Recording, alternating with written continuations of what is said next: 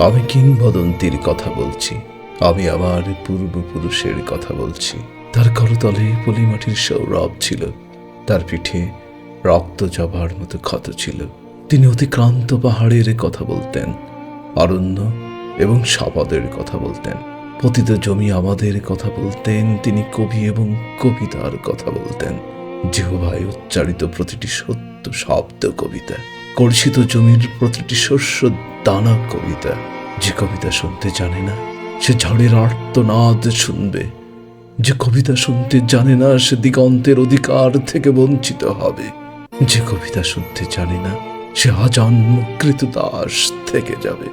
আমি উচ্চারিত সত্যের মতো স্বপ্নের কথা বলছি, উনুনের আগুনে আলোকিত একটি উজ্জ্বল জানালার কথা বলছি।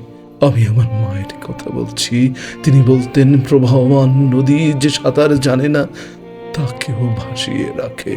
যে কবিতা শুনতে জানে না, সে নদীতে ভাসতে পারে না। যে কবিতা শুনতে জানে না, সে মাছের সঙ্গে খেলা করতে পারে না। যে কবিতা শুনতে জানে না, সে মায়ের কোলে শুয়ে গল্প শুনতে পারে না। আমি কিংবদন্তির কথা বলছি। আমি আমার পূর্বপুরুষের কথা বলছি।